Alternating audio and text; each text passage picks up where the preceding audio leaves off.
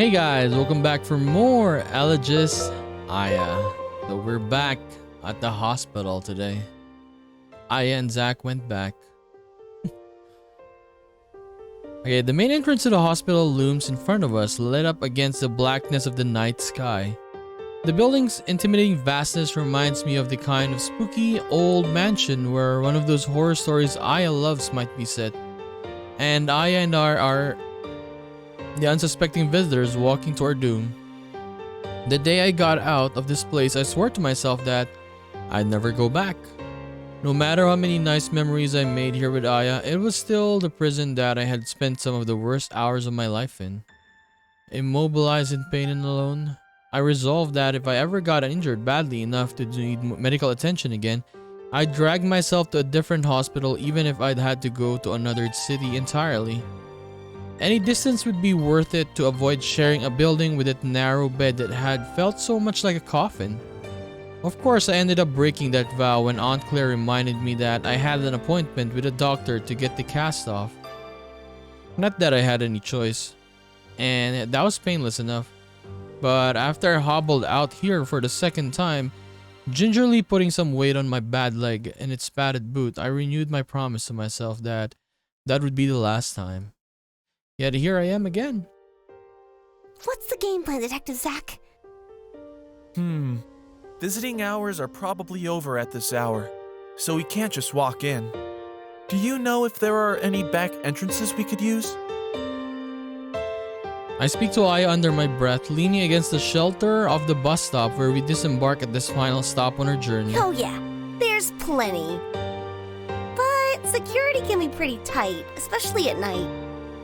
Maybe we could use the loading dock. Pretend to be delivering important medical equipment? But what would we be delivering? We need a big package, or a truck, or something. Yeah. Let me think. As Aya ponders her options, the sound of an approaching siren wails into the night. An ambulance tired squealed to a halt in front of the emergency room, and two scrub-clad members of the hospital staff rush out to greet the hospital, or the vehicle, I'm sorry. They begin to load an unconscious patient on a stretcher out of the back of doors, and the light bulb goes off in my brain. Hey, how about the emergency room? I could fake some kind of sickness or injury. That would get me in for sure. Oh, that's a great idea. The only problem is making it convincing. Yeah, but also not too convincing, right? What do you mean?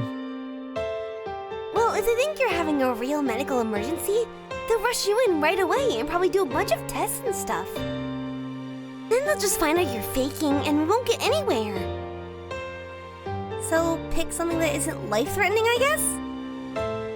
You're right, but if I fake something too minor, I might just end up sitting around in the waiting room for hours. I remember one time one of my friends got injured in a soccer game. It was nothing big really, but the coach was a little worried. He took him to the ER just to be safe, and I tagged along to keep him company. We got so bored waiting for the doctor to see him that we ended up playing I Spy and the other last resorts of desperate by the time he finally got in. It'll have to be something serious enough that they let me in to see someone, but not so serious that it's an emergency. Yeah, that makes sense. So got any ideas for, like, medium ailments?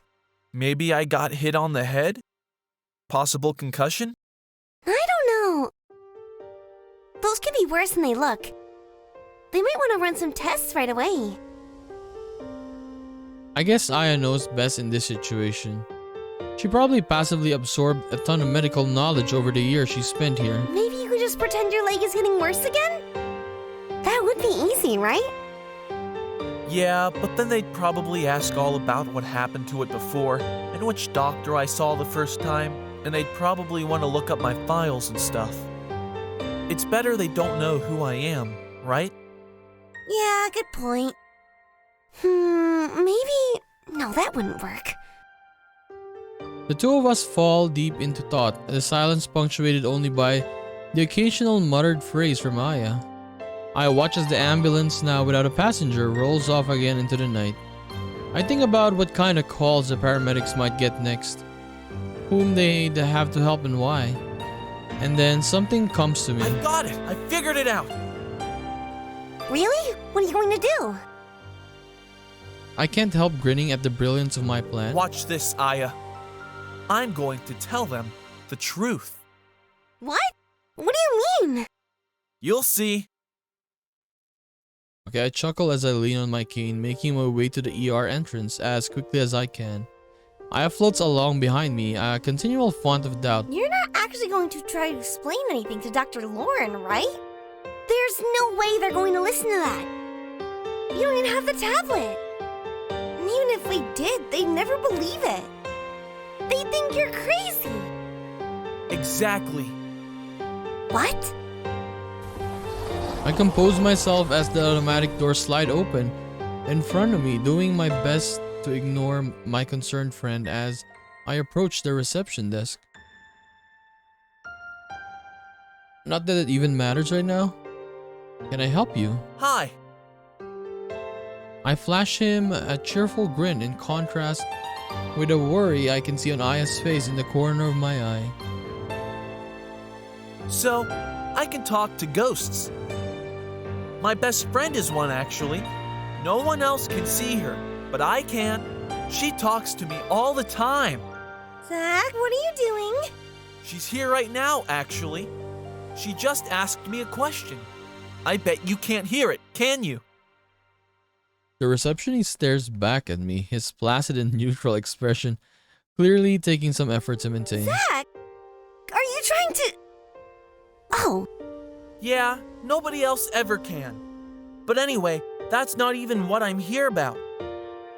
My smiles get wider with the confirmation that Aya has started to grasp the plan. See, my ghost friend and I have started uncovering this conspiracy that killed my parents, and...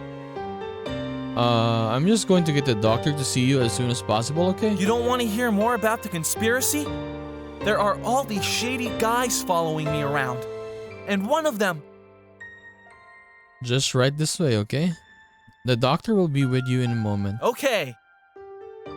As I follow the anxious receptionist path through the waiting room, I look over my shoulder at Aya and wink. Wink? I wonder what happened. Or will we get confirmation about Aunt Claire? See? Pretty good plan, huh? I mean, now, later. I whisper to Aya after the receptionist ushers us through a pair of massive swinging doors into a small, curtained-off waiting area. I freaked that guy out just enough to let us in. But since my life isn't in immediate danger, the doctor will probably have other priorities first. Plus, now that they think I'm crazy, anything weird they catch us doing will just be further evidence that I do need to be in the hospital. Aya rolls her eyes, but at least there's a small smile on her face. Okay, maybe that was a good idea. But I still think we could have talked this over more. If you weren't in such a rush to show off your brilliant plan. What's step 2, genius? I shrug. The relief of being able to tell someone the truth, even knowing they wouldn't believe me, has got me in high spirits. And as much as I had been dreading coming back here, making little plans in the hospital with Aya, feels nostalgic and fun. I don't know. Cause a diversion?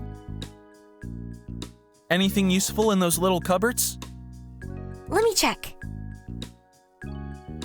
Aya pops her head through the door of a small storage compartment attached to the wall. Would chloroform help? Perfect! Just like in the movies.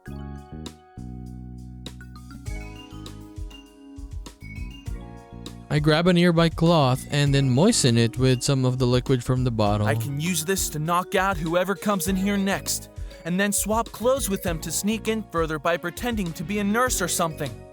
I still think you're getting a little bit ahead of yourself. Like, what if the person who comes in here is way shorter than you or something? True. You can't walk around in tiny little scrubs with your belly hanging out. People would notice. Hey! I grin at Aya as I take my position just behind the curtain, non-lethal weapon in hand. My belly would not hang out.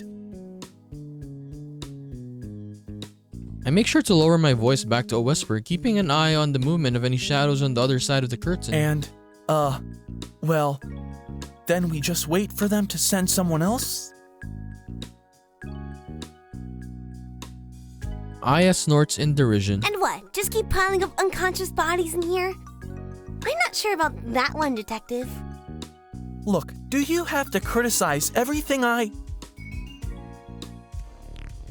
My hissed rebuke is interrupted by the curtain shifting aside, and I leap into action, wrapping one arm around the shoulders of the stranger coming in while using the other one to yank it close again.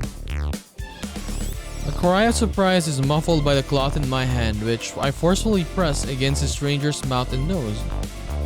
The clipboard he was holding clatters to the ground, and I hope the sound won't summon anyone else. I don't hear any approaching footsteps, so I can continue my mission. Doing my best to hold the struggling nurse still, I look him over. Seems like luck is on my side this time. He's a young man and not too much taller than I. I can totally pull the old clothing swap on this guy. As soon as he falls unconscious, we should be any minute now. My confidence in my plan wavers as he slaps at my hand. First with a light and ineffective attempt, but then again with enough force to startle me a bit. He takes advantage of that and twists out my grip and taking a big gasping breath. What the hell, man? He throws his arms out in disbelief, his words just a tiny bit slurred. What is that, chloroform? Yeah? I stand there frozen in fear, trying to formulate the next step of my plan, and failing. I isn't speaking up at all, so I imagine she must be just as thrown off as I am. It would be one thing if this guy called security and we had to make a break for it. We could handle that kind of thing, but he's just standing there, looking mildly annoyed at worst. Did you really think that was going to work? It's not like in the movies, you know. He seems to be recovering a bit as he begins to lecture me, although there's still a noticeable slowness to his speech and gestures. Then again, maybe it's just exhaustion rather than the effects of chloroform, since he also has dark bags under his eyes to rival Aunt Claire's after an all-nighter of painting. I'd have to stand there breathing for like 5 minutes if he wanted to knock me out. Oh. Sorry? Yeah, don't even worry about it, man. Okay. The dude was like, okay. He shrugs, confusing me further. Believe me, that's far from the worst thing a patient has tried to do to me. Oh, okay. Barely even in the top 10. Oh, is that why you're so I fumbled for the right word. unconcerned about it? Yeah, I didn't really care. The nurse lets out a sigh. Yeah, that and the fact that I'm not even supposed to be here today. Someone else called in sick and I've been on shift for like 14 hours. I don't think I have enough energy to experience any extreme emotion. I know the feeling. The nurse sighs and bends down to pick up his clipboard. So, what are you in for? Uncontrollable urges to pretend like you're a movie villain? Or maybe it's not really the villain who usually do the chloroforming. He taps his pen against his chin as he contemplates. Movie henchman? Doesn't quite have the same ring to it. Aya finally pipes in. Is it time to try your patented Zachary Gilbert truth-telling technique again? Sure. Why not? Listen, I glance down at the identification badge hanging from the front of his uniform. Ezekiel? Oh, actually, everybody calls me Zeke. Okay, Zeke. Huh, Zach and Zeke. You guys could be a comedy duo. I do my best to ignore Aya's commentary. Zeke, would you believe me if I said I really need to get to a secret lab deep inside this hospital in order to stop a murderous conspiracy and possibly save my best friend's life? The nurse barely reacts. Nope. But I will take some notes on all that to give to the doctor. So, what was that point of the chloroform again? Saying this out loud is going to sound so dumb. So I could knock you out and swap clothes with you and get into that secret lab disguised as a nurse? Ah, right. More stuff he probably got from a movie. I feel a little insulted as he scrawls a few more notes on his clipboard. I really didn't think it was that bad of a plan. Zeke pauses his note-taking and lets out a huge yawn. Man, like you that even need chloroform to knock me out. I could go for a nice nap right now. Well, why don't you? I jump at the opportunity, a hopeful smile spreading across my face. Look, you don't have to believe me about all that conspiracy stuff. I know it sounds insane, It sure does. but you really need a break from this 14-hour shift, right? Zeke tilts his head to the side. Sure. What if you just lie down on the bed here for a bit? He furrows his brow and what? Just let you continue your little troublemaking mission around the hospital? And also probably lose my job? Aya's giving me an incredulous look too, and I rush to justify myself to the both of them. No. There's way more to the plan than that. Listen. Before you lie down, I'll give you my clothes, right? So anyone who comes by will just think you're a patient. No one will bother you while you just get a bit of shut-eye. Zeke responds with a contemplative nod. Go on. And this is the best part. If anyone catches me running around dressed up in your clothes, you can tell them I knocked you out with chloroform, and you won't get in trouble. Zeke chews his lip and taps his pen against his chin again for a moment before shrugging. You know what? Maybe I'm crazy too, but that actually sounds like a decent plan. Yes! Dude, what? I see Aya pumping her fist in excitement out of the corner of my eye. Zeke's eyelids start to droop as he tosses his clipboard away and begins pulling his shirt over his head already. Just make sure you tell them I fought really hard before you knocked me out. I was really trying to do my job, but I couldn't overpower such a terrifyingly dangerous mental You patient. got it, Zeke. Aya giggles as the top half of my nurse's costume lands in my arms.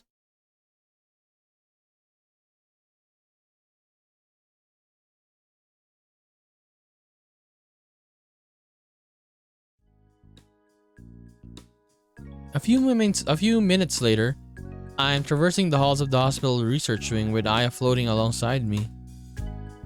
I'm a little nervous about being caught in the act, but no one I've passed has given me a second glance yet. I guess I make a convincing enough nurse that everyone figures I'm busy with something that isn't their problem. I wasn't sure exactly where to go at first, but then I remembered something from back in the day when Aya and I used to spend our time exploring every nook and cranny of this place.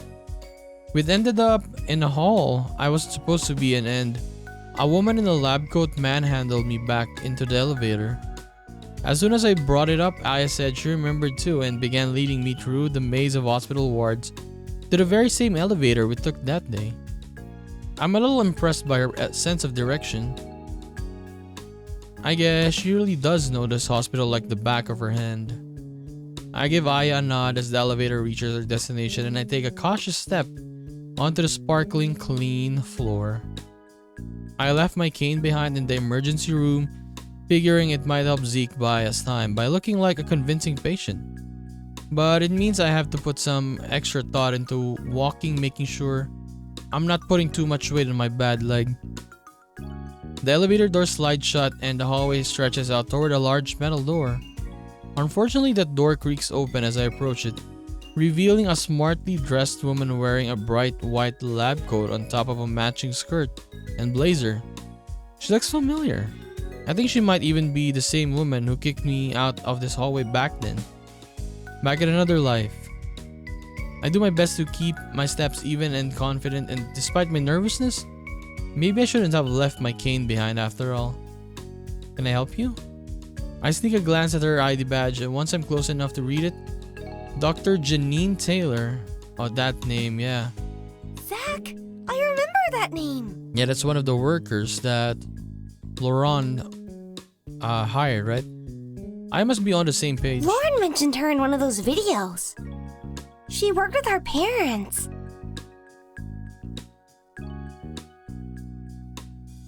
So she's one of that mad scientist cronies. In that case, this might not be the best time to continue with my patented truth-telling strategy. I'm here to see Dr. Laurent.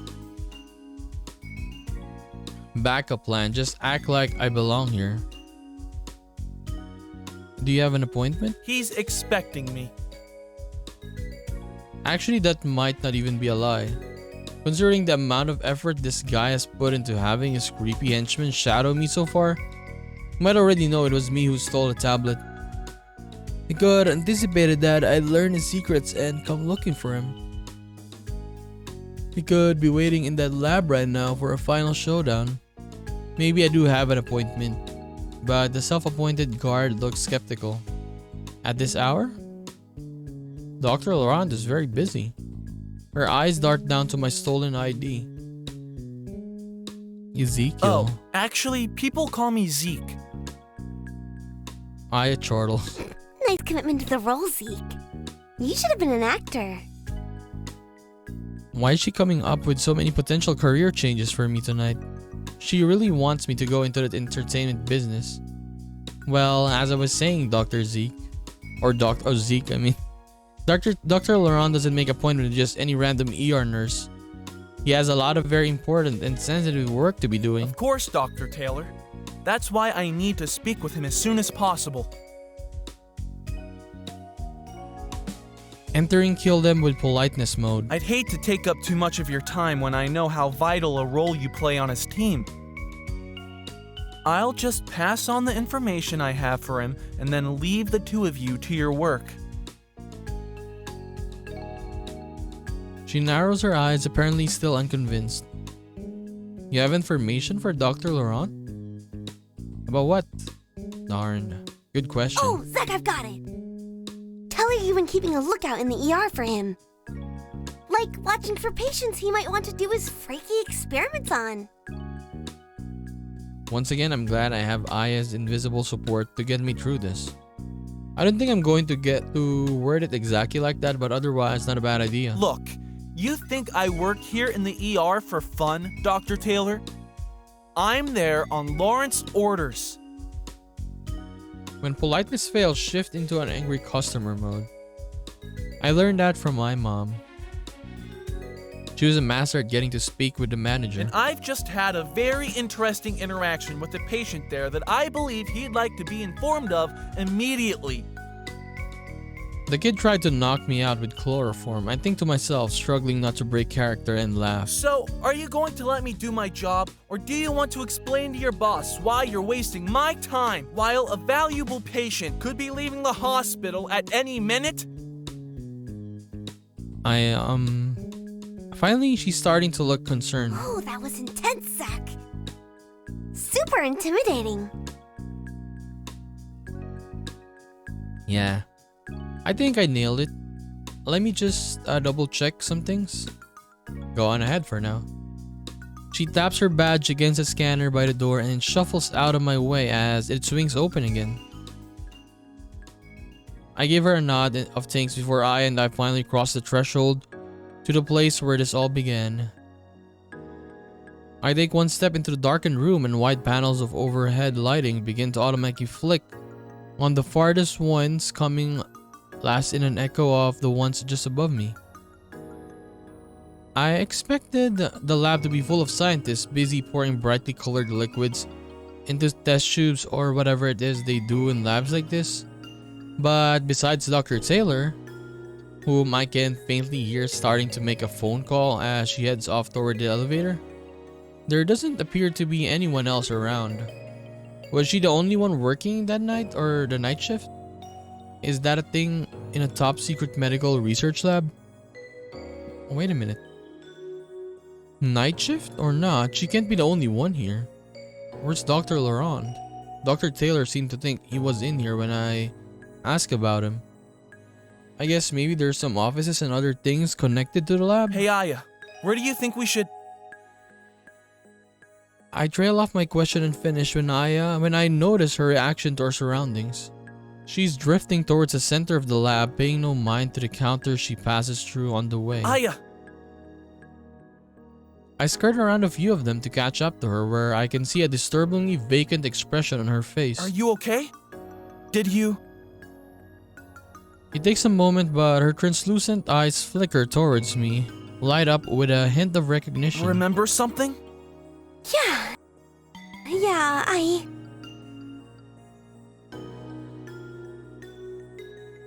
She hisses out a deep breath as she looks around the room. I remember this place. This is where my dad worked. But it's not. She knits her eyebrows together in concentration before floating off in another direction.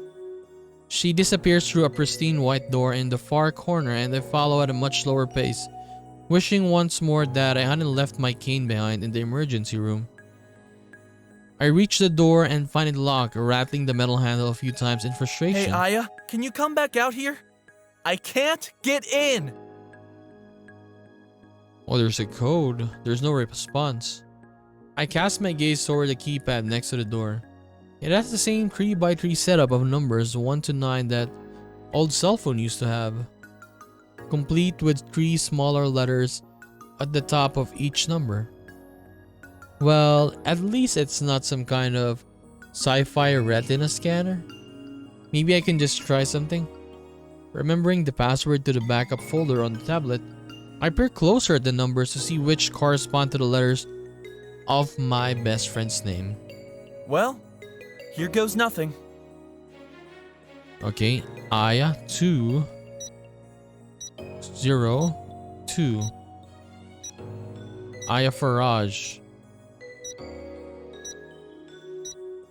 I type in 202-3275 and then hit the little green button to enter the code.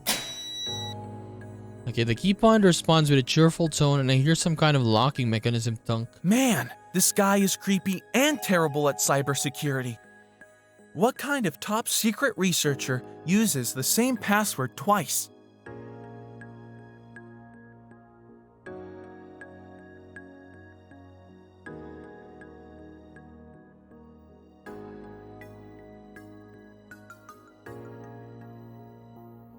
I mutter to myself as I heave the door open to find a well-decorated but chaotically messy office behind it.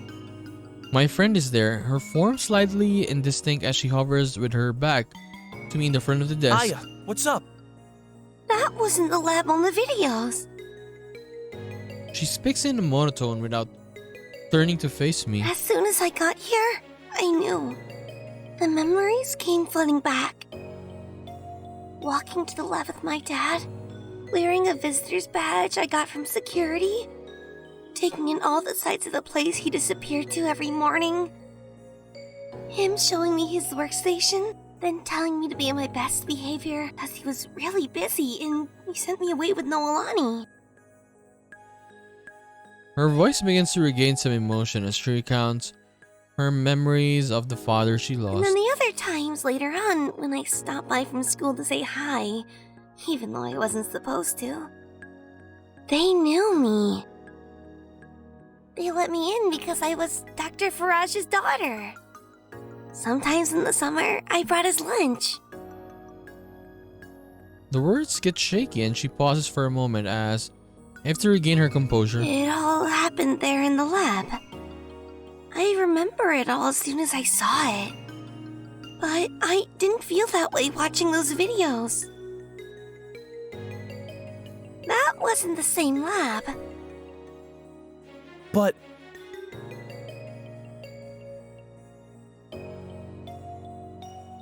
I don't want to interrupt her melancholy reminiscence, but I'm a little confused, not to mention slightly anxious about whoever Dr. Taylor might be calling on the phone.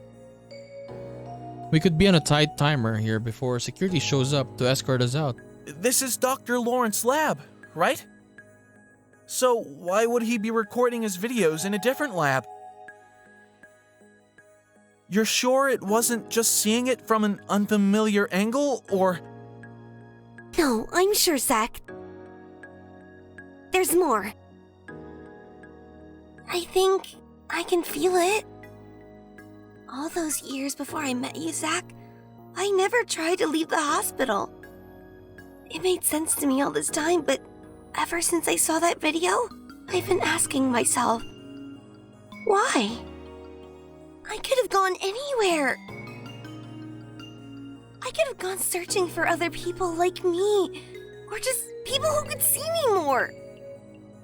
I could have seen the world. Nothing was stopping me. Nothing except the sense that this place was where I belonged. Even when I left with you. And I wanted to. I wanted us to stay together and have more adventures. It felt like, on some level, that something was wrong. I told myself it was just anxiety. Uncertainty about making a big change in my life. But now, I think maybe it was something more. I take a tentative step toward her, wishing I had a better way to express my support. I came back here some nights, you know? Back in the beginning, when we were living with Aunt Claire. I'd sit up while you were asleep, drifting aimlessly down the streets. And then I'd find myself back here, staring up at the lights in the darkness, like something was pulling me back.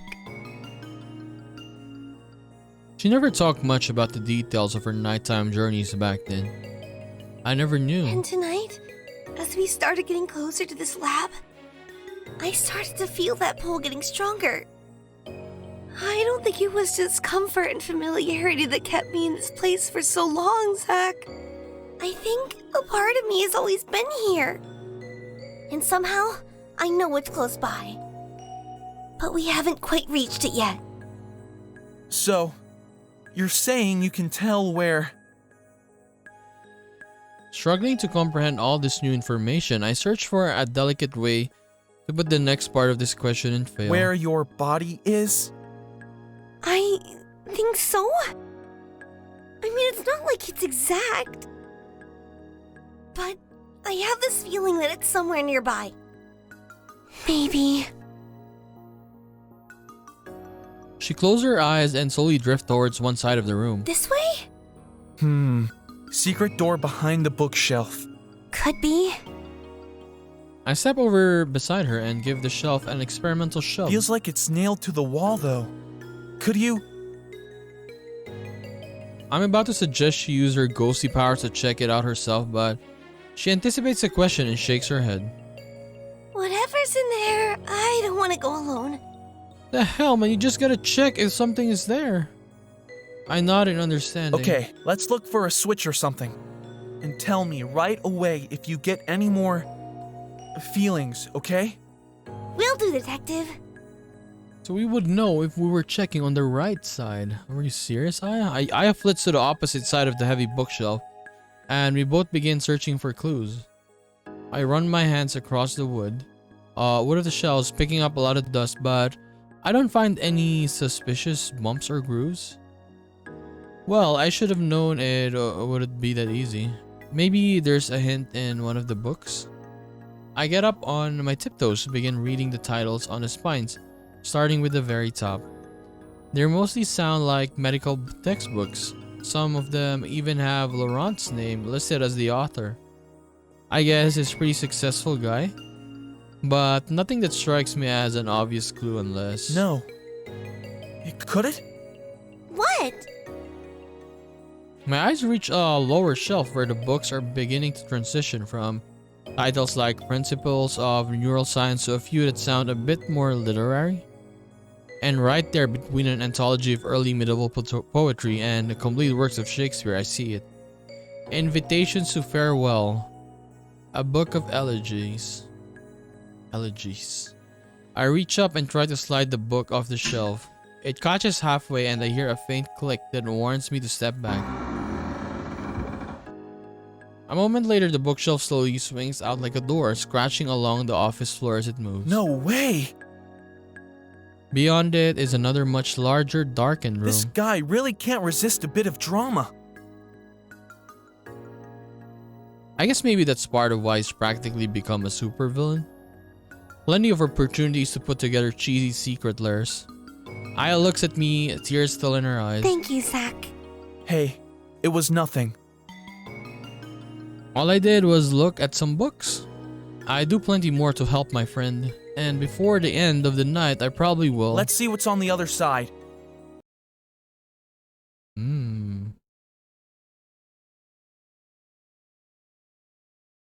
What are we gonna see? Okay, the area. Oh, this is the room now. The area behind the hidden door looks so much like my old hospital room that I shiver in an instinctive discomfort as we cross the threshold.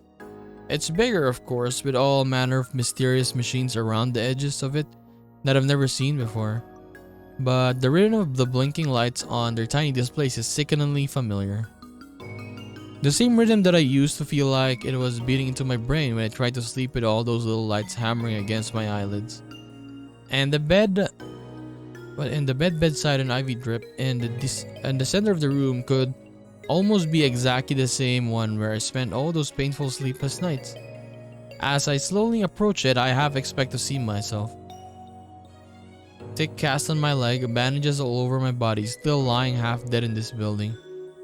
As if the night my parents died had never passed, and all of the trauma that followed was a fever dream of a dying man. I'll meet my own gaze, I imagine, and then I'll wake up in some kind of afterlife. A hell that looks just like that awful room. Oh, look at her lips. It's so, what do you call this, dry? But it's not me on the bed this time. I see that once my dragging feet have finally brought me close enough to make out the details, it's a girl. Or maybe I should say a young woman.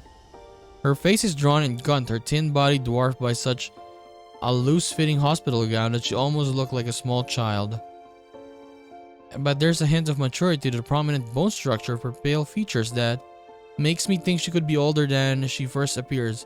I mean, she's been like this for how many years? 5 years, right?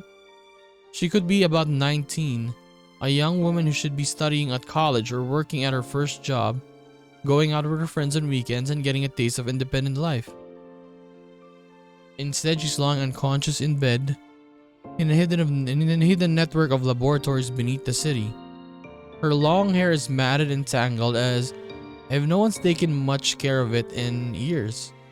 It's dark where it forms a stark contrast by falling against her pale and sickly face, but towards its dry and knotted ends it becomes a faded blonde, like someone bleached it once years ago and then never got it cut. Like she's been lying here like this for about 5 years. Yes, see, 5 years. Is that me? I look back at Aya where she lingers in the doorway, her form shaky and indistinct. Yeah, I think it's you. I'm sorry. She floats across the floor toward me, and then her movements even more unnatural than usual. And I wonder if she's been struggling to resist the force the whole time she hung back behind me because of how afraid she was of what she might see. When she comes face to face with herself, she doesn't speak. She just lets out a little cry that breaks my heart. And then gently she reaches down to brush her fingers against the sunken cheek of the tragic woman on the bed. Her fingertips sink right through, and I know how cold they must feel on the woman's skin. If this woman can feel anything at all. But she doesn't stir. Her shady eyelids stay shut. Aya's shoulders tremble with emotion. She's breathing. The movements of her chest are barely perceptible, but they're there. You're breathing. My attempt to correct myself doesn't sound any less wrong. All these machines. The IV drip. I gesture at our surroundings even though Aya isn't looking at me. She's alive. You're alive. You've been alive all this time. But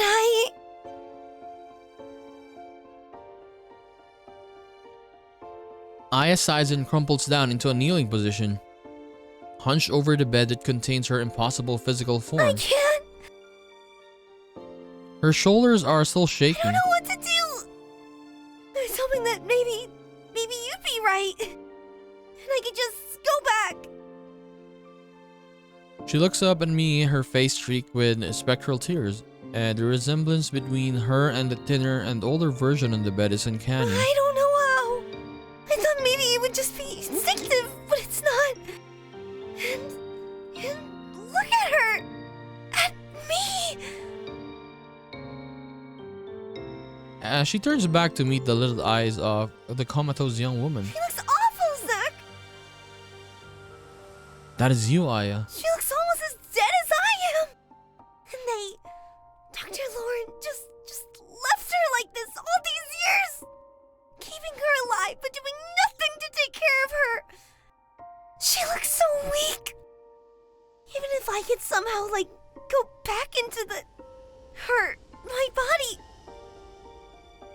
Her voice cracks as she stumbles over her words. How long would I even survive?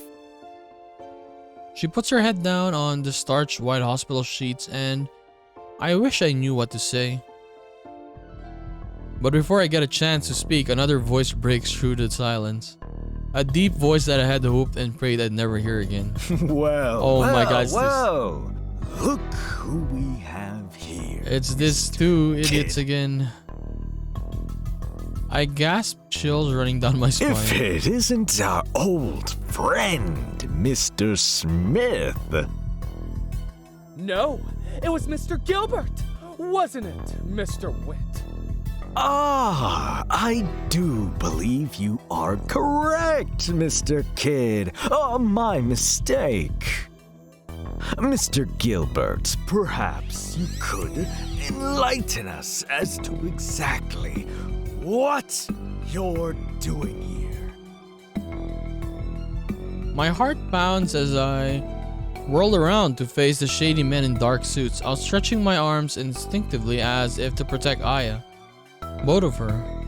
You! What are you two doing here? You should be in jail!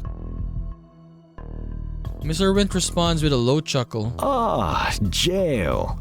The thing about jail, Mr. Gilbert, is that one cannot simply be thrown there without evidence of a serious crime.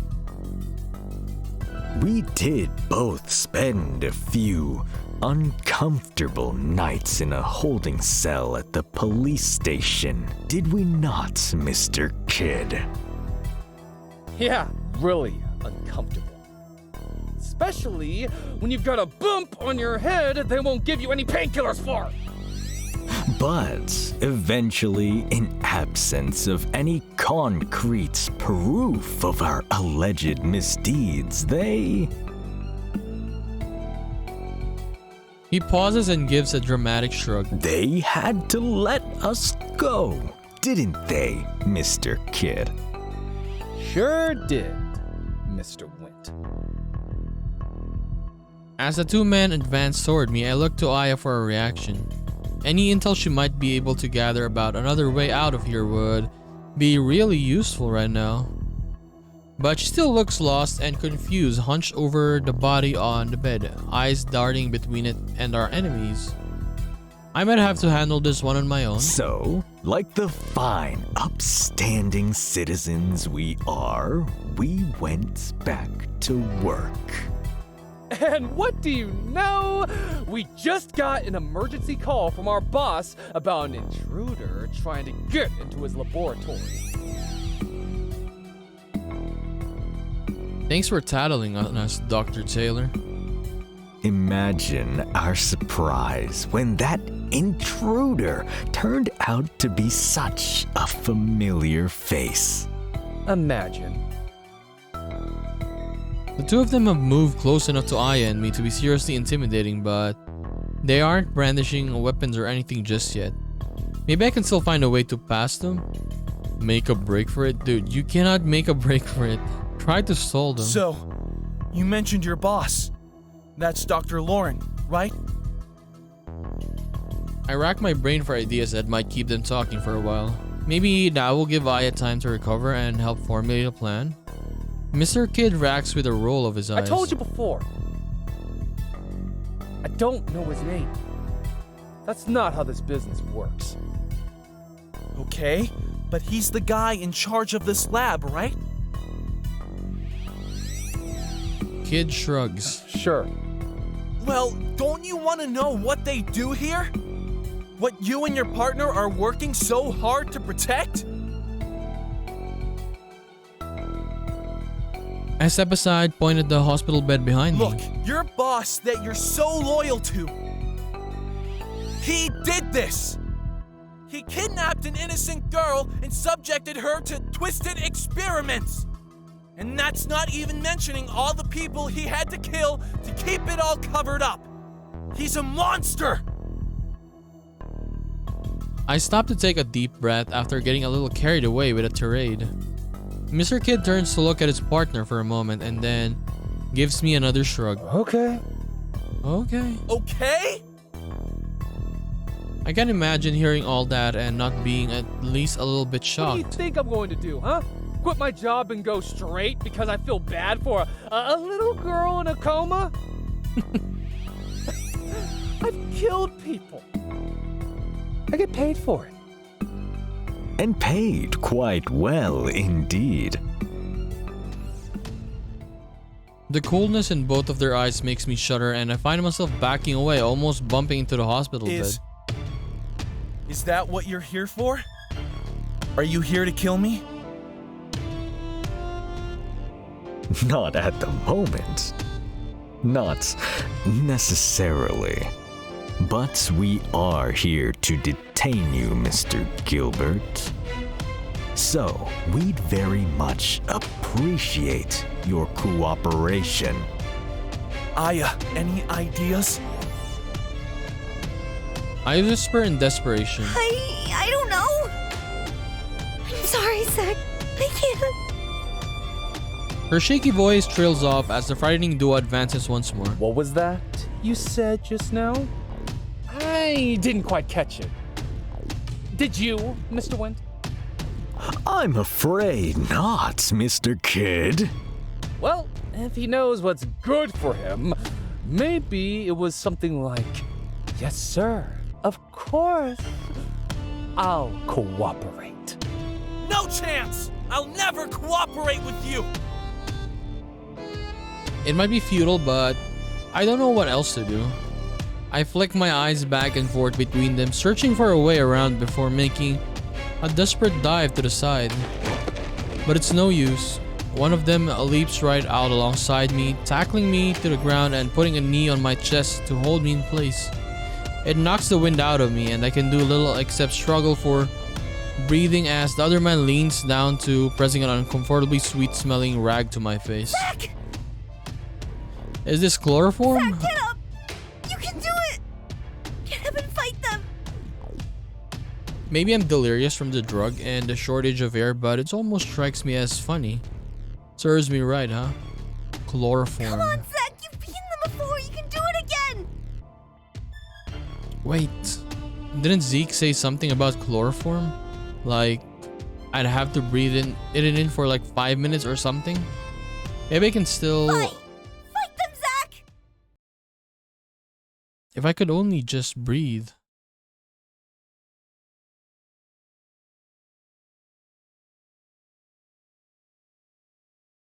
Okay, what happens next? Hey, soccer's on. Okay, we have flashbacks again. It takes a lot of effort to open my eyes. I feel like I've been sleeping for days.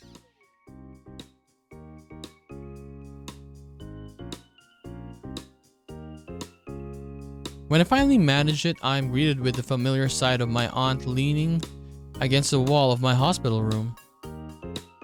The TV remote is dangling from her hand and Aya is perched on the edge of her favorite chair by the screen watching a man in red jersey line up a penalty You kick. like soccer, right, Zach? I remember going to some of your games when you were little. Yeah. I swim through a thick fog of memories in order to recall a hint of joy I once felt running through the grass alongside my teammates. How long ago was that? How many years? Yeah, I used to play soccer all the time. I guess maybe not anymore. I look down at my broken leg encased in a thick cast on the hospital bed. Hey, don't look so down, kid. The doctor said the surgery went really well, remember? Your leg will be healed in no time. And then you'll be scoring goals left and right, just like that one guy. My aunt's total inability to remember any soccer player's name draws a chuckle from my dry and parched lips. Which guy? Oh, you know, the guy. The one from that movie with the cute British girl. What? Kick it like Kramer. Kick it like Kramer. Beckham? I don't know. I shake my head at her nonsensical attempt. You mean bend it like Beckham? Yeah, that one. You'll be like that guy. John Beckham. John Beckham. It's David Beckham. I can't resist correcting her even as it begins to dawn on me that she might be messing with me for a laugh. Really? I could have sworn it was John. Actually, I knew a guy named John Beckham.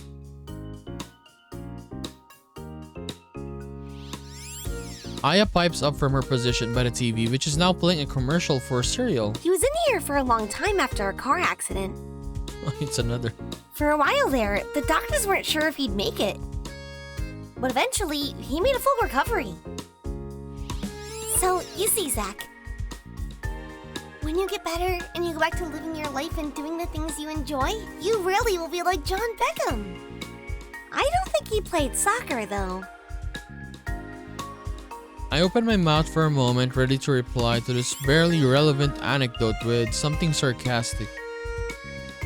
Then I remember that Claire didn't hear any of it and would have no idea what I was talking about.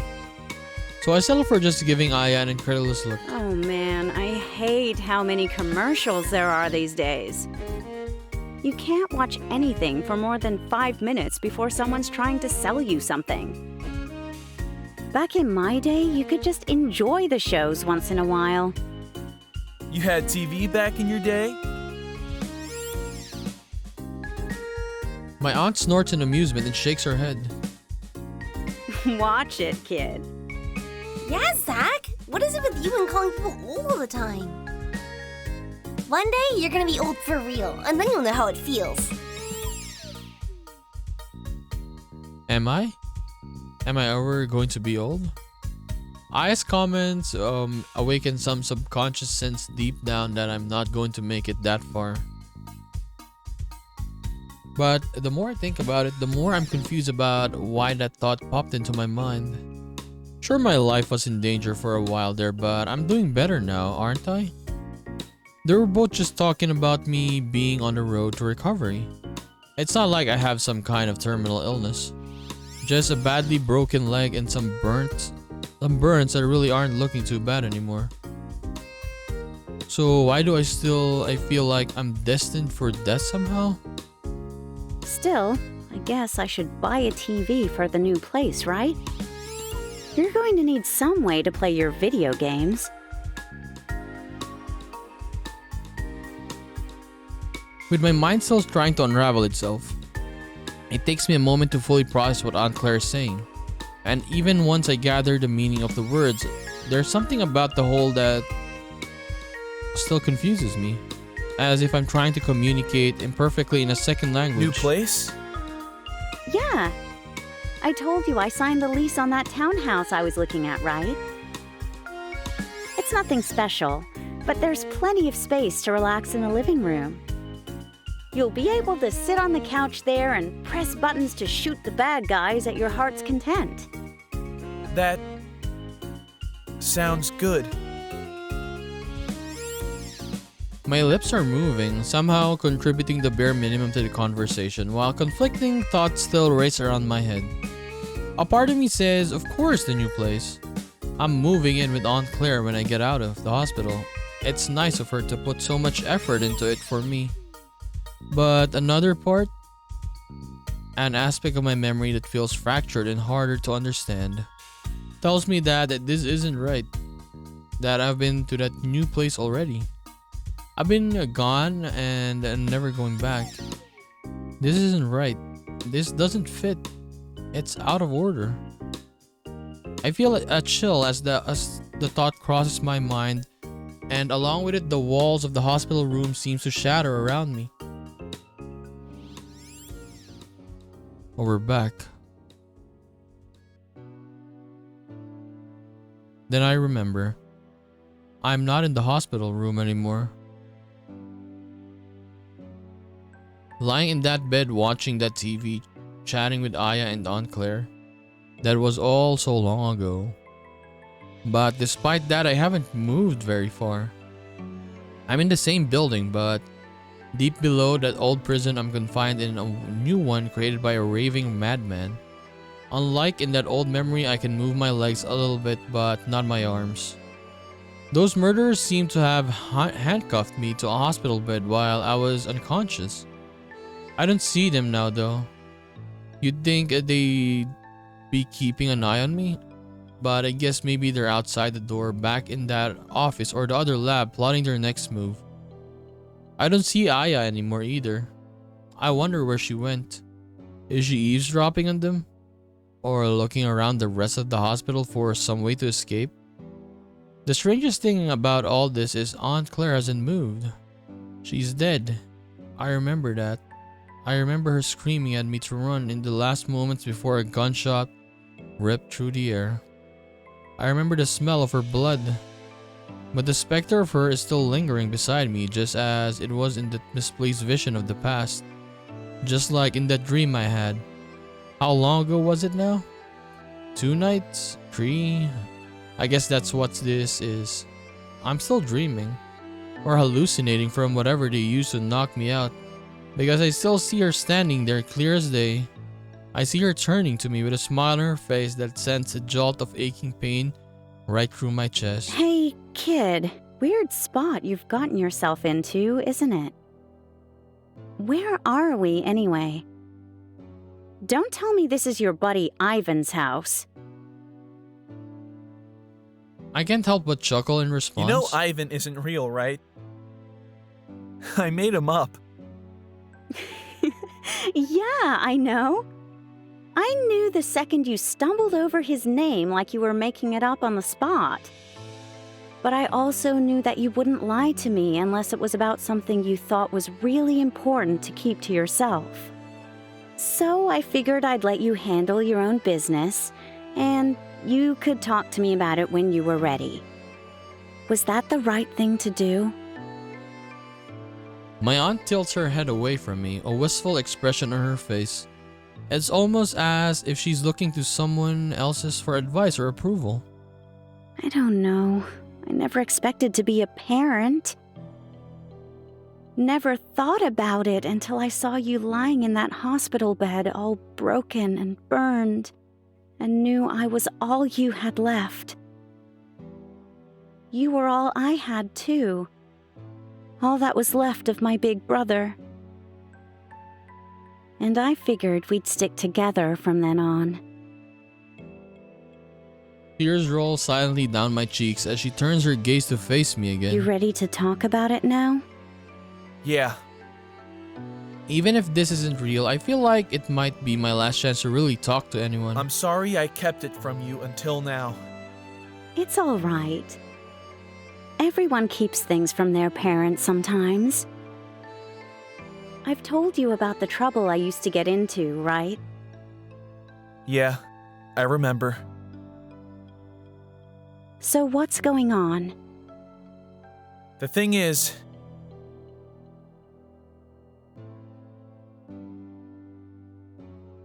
I let out a deep breath as I tried to figure out where to start. I can see ghosts.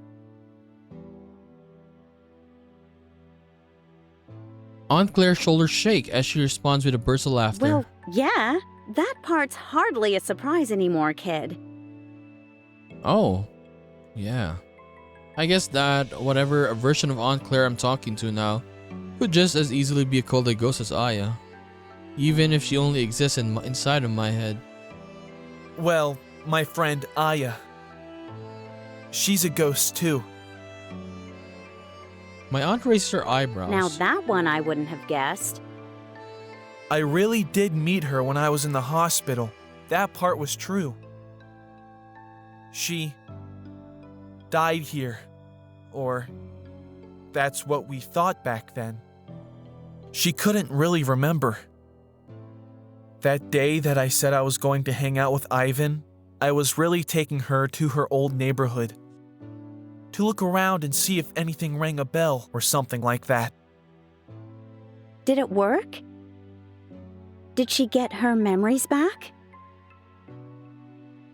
Rather than reacting with skepticism or concern, I would have expected Aunt Claire to ask questions like she genuinely invested in the story.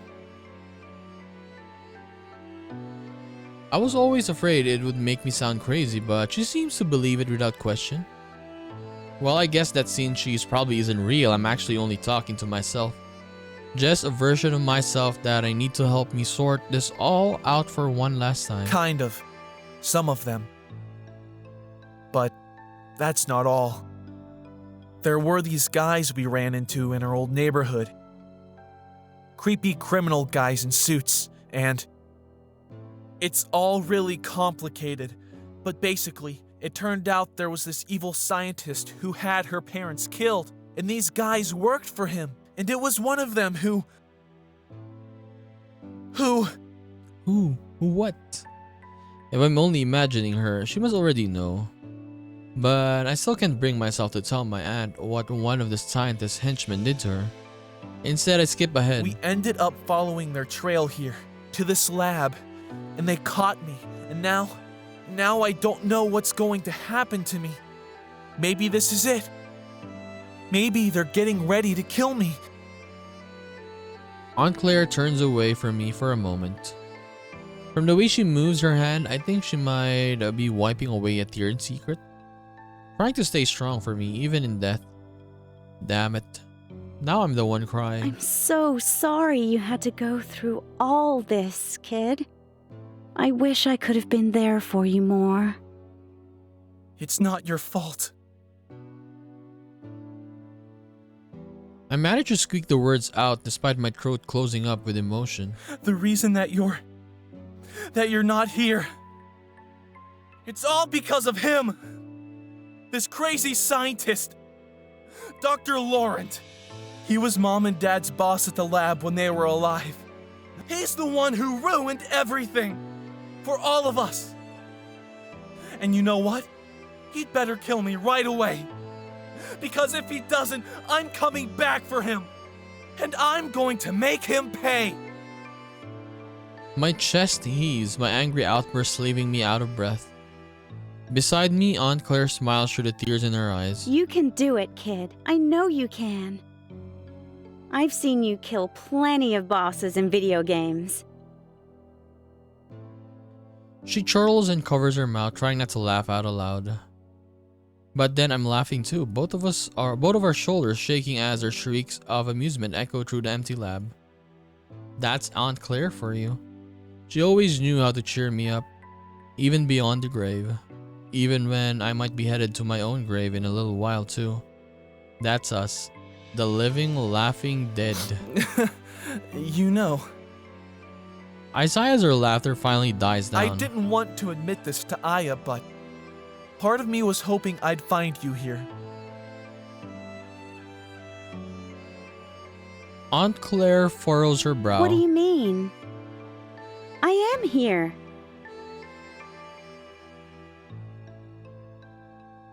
I mean, I thought I might find you in a coma here, like Aya.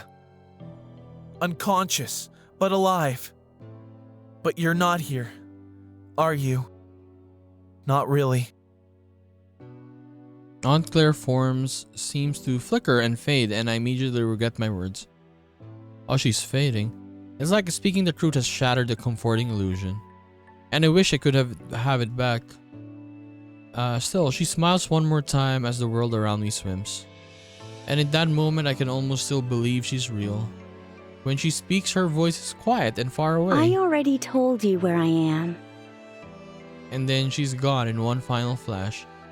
And in her place, a more vivid image of this lab snaps into place is the man I just vowed to destroy. Oh, he's here now, okay. What happened? Hello? Okay. That was loading. It was loading another scene. Or the next scene. Good morning, Zachary.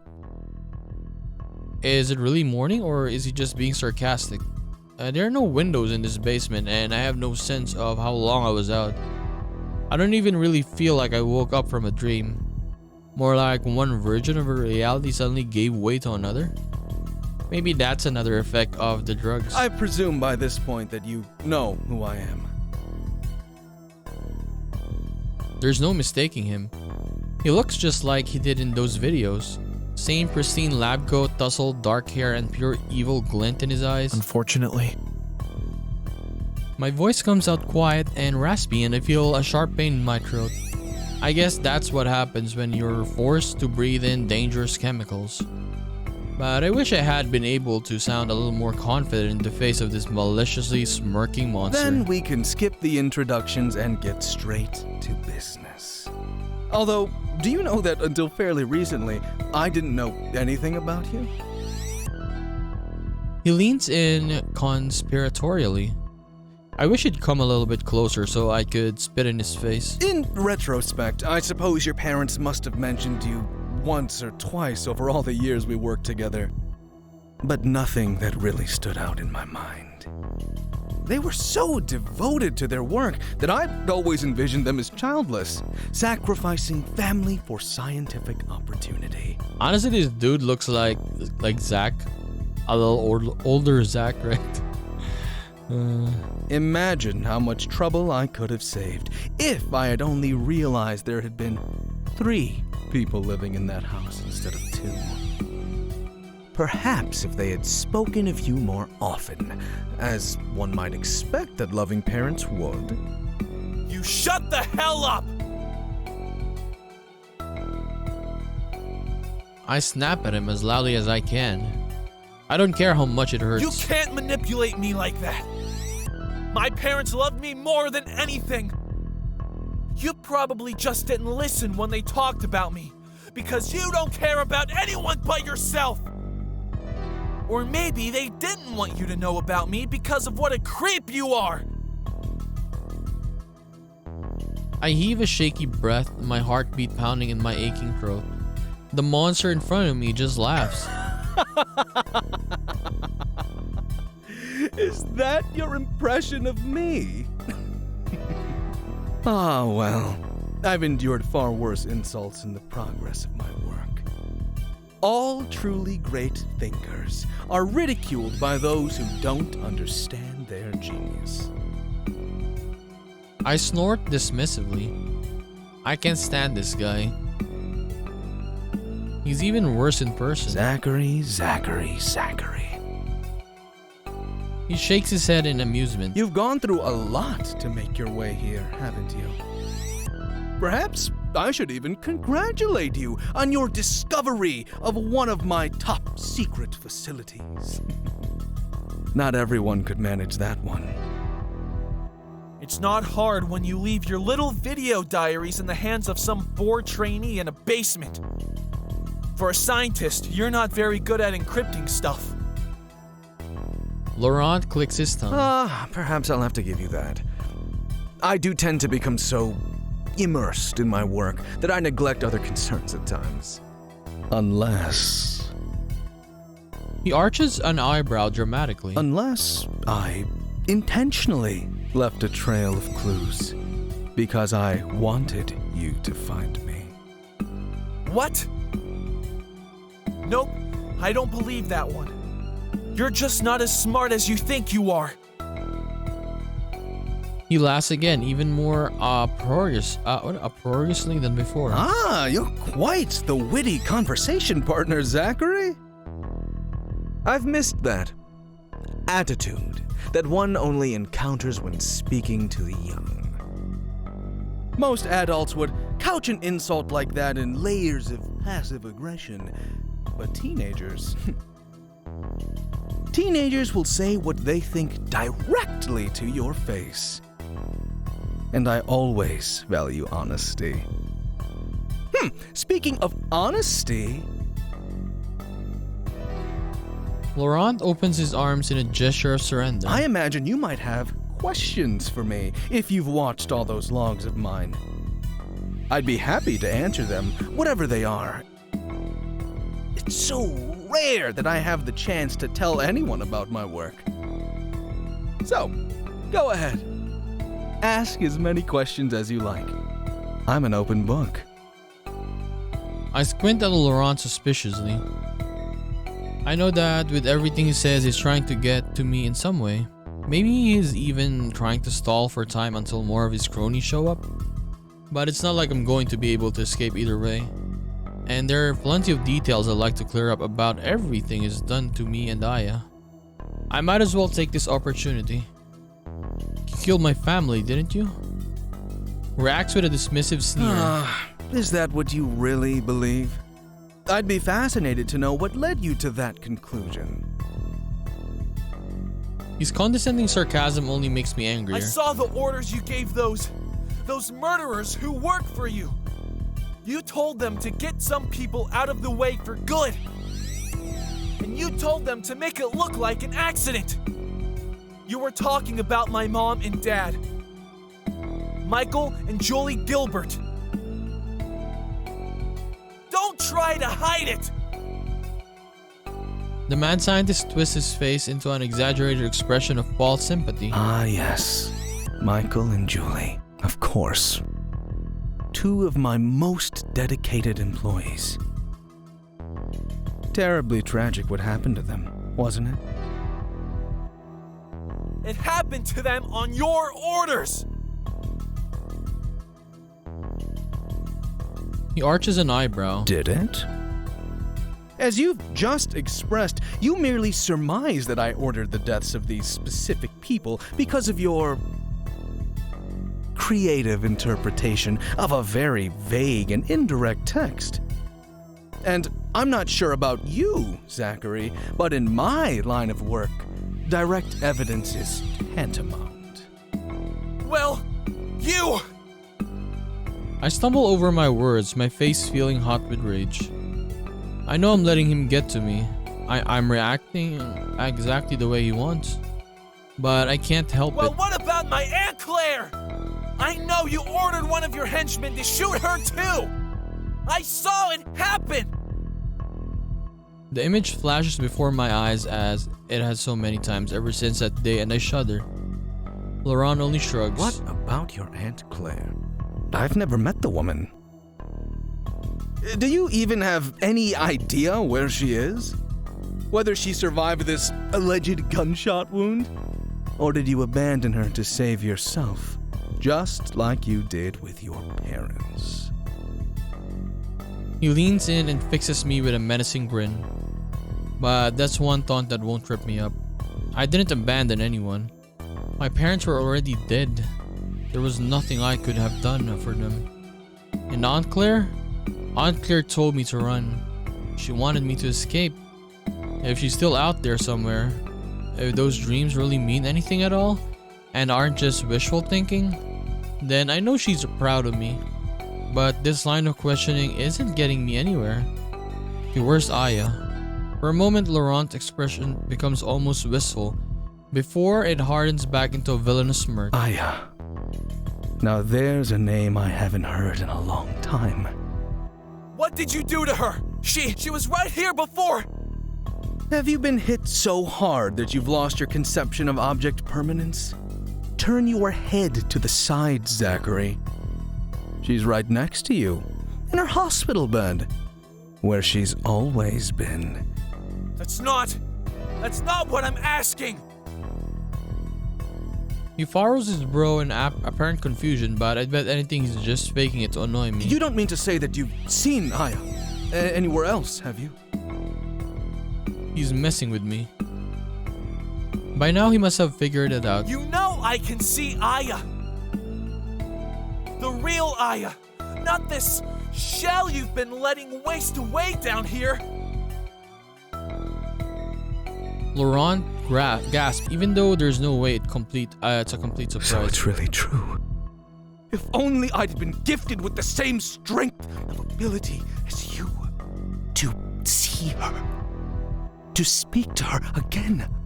I would give anything. There's a hint of awe in his face as he talks about Aya. His creepy obsession only makes me shiver. but within moments he's back to acting all cool and superior. That, and it would make my research so much easier if I didn't have to rely on psychically gifted assistants to keep me abreast of the details. As it is, I'm lucky if I can catch a glimpse of the souls I extract. So I really couldn't tell you where Aya is. I wish I could. I wonder if she ran off somewhere to hide from him. A part of me wishes she was here with me, but maybe it's for the best that she isn't. I don't have much hope of getting out of here. I'd rather she save herself than struggle in vain to help me. What are you doing all this? Look at his eyes. Look at his face. Laurent's eyes are wide as he responds with what sounds like a genuine bewilderment. You've watched the most significant of my research logs, and yet you still ask why. Isn't it obvious? He flings his hands into the air. My work has been successful in separating the human soul from the body. Even in such early stages, the ramifications of such a discovery are practically unlimited. Imagine transferring a soul from a diseased body to a healthy one.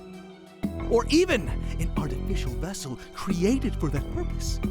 My research could allow humanity to transcend the limits of mortality itself.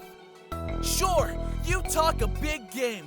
But to me, it looks like all you've done so far is leave a trail of death and destruction. The operative phrase being "so far." His voice reaches a shrill favor pitch. Are you truly incapable of imagining the miraculous future that could be achieved if I only had the necessary resources to push my work to the next level? And how many more people would have to die to get to that level? The number of potential casualties is immaterial. Don't you understand the concept of making necessary sacrifices for the greater good? Even if hundreds or thousands had to die to bring my research to fruition, it could transform the lives of billions. Can't you see that it would be worth it? Even if you could guarantee that? No, I don't think it would be. Not when you're hurting innocent people who never agreed to be a part of your crazy experiments. You don't get to decide who lives and who dies. Anger flashes in the scientist's eyes for a moment, before he collapses into an exasperated sigh. Hopeless. You have no imagination.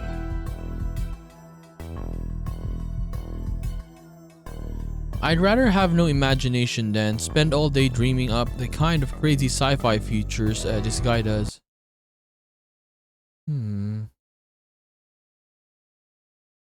Where's Aya? What happened to her? Okay, Laurent looks at me expectantly for a few moments, and I try to think of anything else I could ask. As infuriating as it is, I try to get the answers out of this lunatic. I just want to understand as much as I can before he's finished with me. But the conversation so far has been exhausting. I don't know if it's all the stress of the past few days, a lingering effect of the drugs his henchmen forced onto me, or just the natural result of being forced to talk to someone as tedious as Laurent for so long. Either way, I am drawing a blank. My mind feels clouded over, like I could drift off to sleep at any moment. Maybe that wouldn't be such a bad way to die? I just wish I could say goodbye to Aya first. Laurent shrugs when I fail to come up with any follow-up questions. Well, it's been illuminating, Zachary. Truly. I always relish the chance to pick apart the minds of others. Even those obstinate few who are incapable of appreciating my genius. I manage a feeble snort in protest. But if our scintillating conversation has come to its natural conclusion, then I'm afraid it's time I put you to another use. Dr. Taylor? Laurent speaks into a little microphone connected to the lapel of his jacket. A moment later, the secret door to his office slides open and the smartly dressed scientist from the hallway outside crosses the threshold. Just behind her, the door slipping through the edge of her silhouette as she floats through it, is the person I've been longing to see the most in the world. Aya. I opened my mouth to call out her name but stopped myself just in time.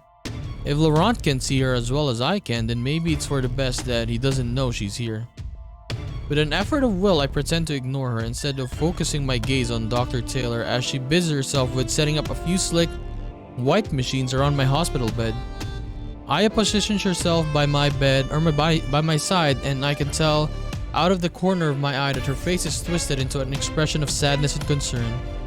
I want to tell her it's okay. I've been lying here for long enough now to resign myself to the fact that I'm not getting out.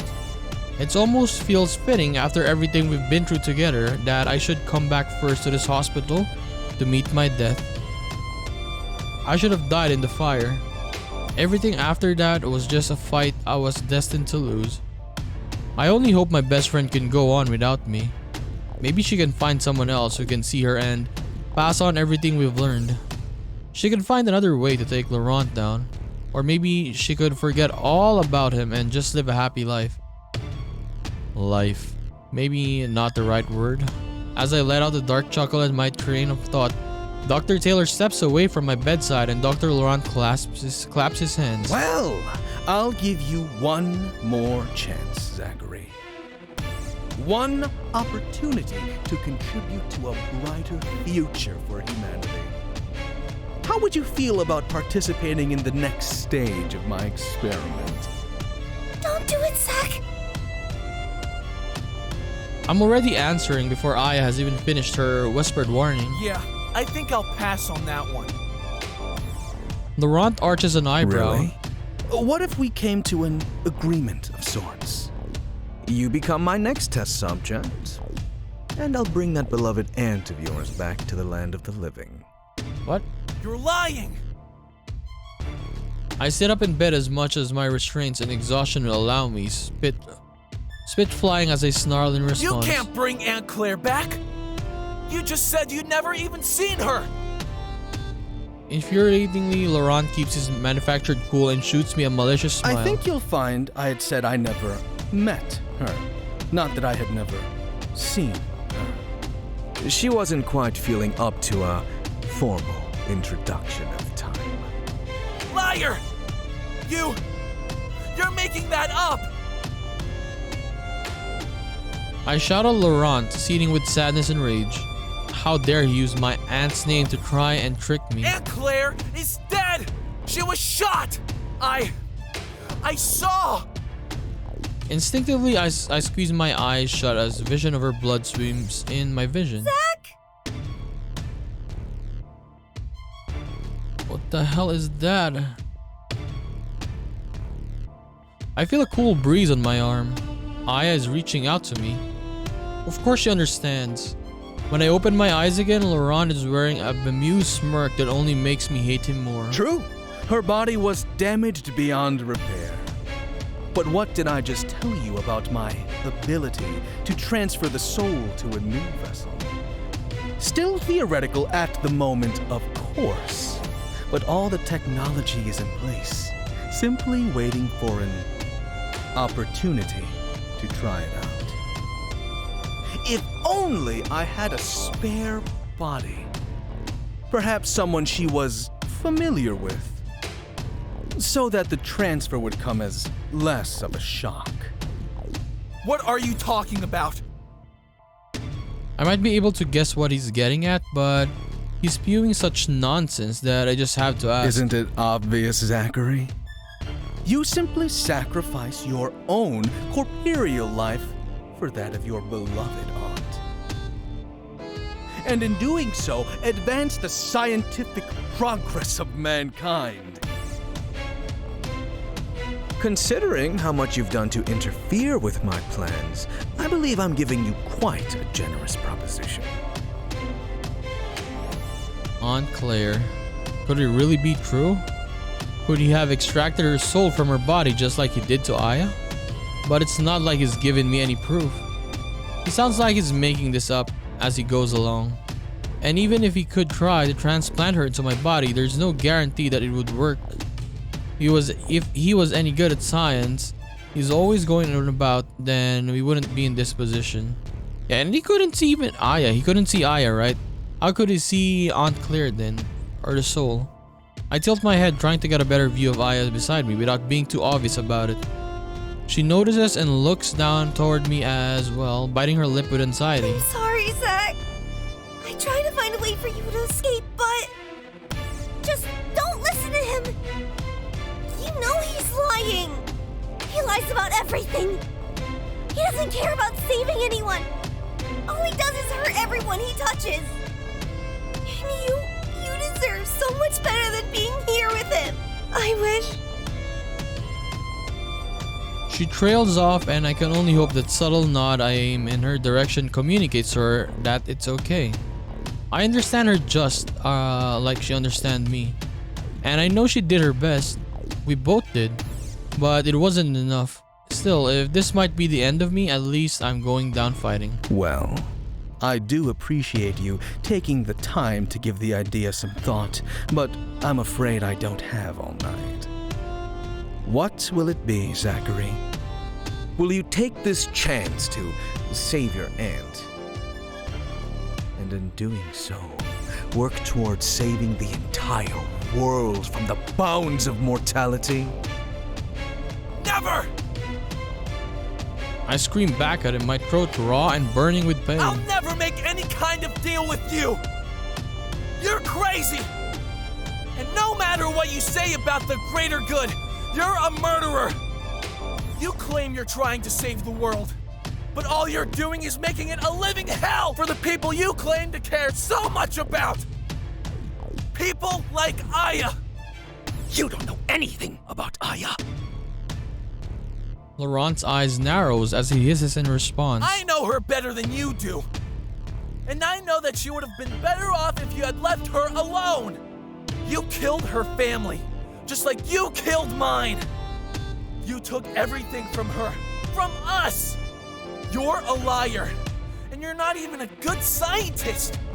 I bet you couldn't even bring back Aunt Claire if you tried. I'll never play along with your little experiments. Not in a million years. Laurent's chest rises and falls as he takes a deep breath, his anger disappearing beneath the surface as his face regains a contrived expression of calm. What a shame. His shoulders are stiff as he shrugs, making it even clearer that he's only feigning this nonchalant act. It might have hurt less, you see, if you had gone willingly. Oh well, Dr. Taylor. No! Aya cries out as the other scientist steps forward and begins to fiddle with a series of buttons and dials on the machines around my bed. I feel tingling sensation in my fingers as if my hands had fallen asleep. It escalates to something like a throbbing electric jolt, spreading up my arms and into my shoulders as Dr. Taylor continues adjusting the machines. If you manage to stay conscious, do keep me updated about how this feels. Laurent smiles and retrieves a notebook from his pocket, posed as if about to record the details of my suffering. I grit my teeth, determined to stay quiet even as the white-hot pain enters my chest. I knew he'd do something horrible to me no matter what I said, but I had to defy him anyway. Now all I can do is refuse to give him the satisfaction of knowing how much it hurts. No, Zach! Wringing her hands, Aya darts back and forth between the mysterious machine, perhaps looking for some way to interfere with them. I know it's a lost cause, but still, I appreciate the effort. It's working! Laurent practically shrieks with glee. I can see his soul shimmering, dancing around the bed. Nope. That's not me. It's Aya. Idiot. I chuckle to myself through the pain. But it's not quite severed yet. Raise the levels of the soul extractor! Dr. Taylor nods and adjusts the dial, and my back arches off the bed as the searing pain spreads and multiplies. Despite all my efforts, a pathetic whimper escaped my lips. Tears fill my eyes at the shame of giving in alongside the pain. Zach, I'm so sorry, Zach. Aya zips back to my side, her spectral hand seizing my arm with a chill as she babbles repeated apologies. My vision is starting to blur, but I can still make out the shape of her face, looking down at me, framed by ghostly wisp of that dyed blonde hair. I'm glad she's here with me at the end. It's all my fault, Zach. I got you into all of this. You were only trying to help me, and I... Maybe I'm imagining it, or maybe it's just a spark of the electricity running through my body. But I think I feel the cold splash of one of her phantom tears landing on my cheek. Even as growing dark encroaches on the corners of the room, even as the pulsing pain in my body reaches a more torturous peak than I could ever imagined.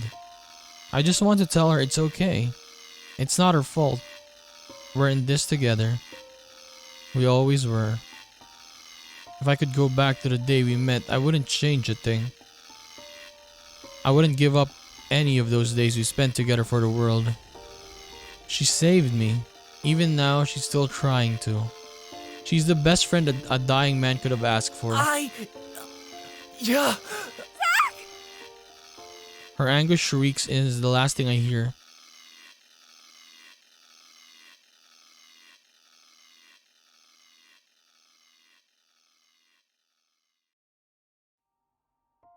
Okay. Okay, so we'll end there for now. A little bit of cliffhanger. But I think the next episode's gonna be the last one, right? Yeah, because we're pretty much in the end game now. And yeah, he took Zach's soul, so why is Zach gonna be like Aya now? We're gonna see. We're just gonna check this out, finish this up in the next episode, guys. So I'll just see you then. Bye bye.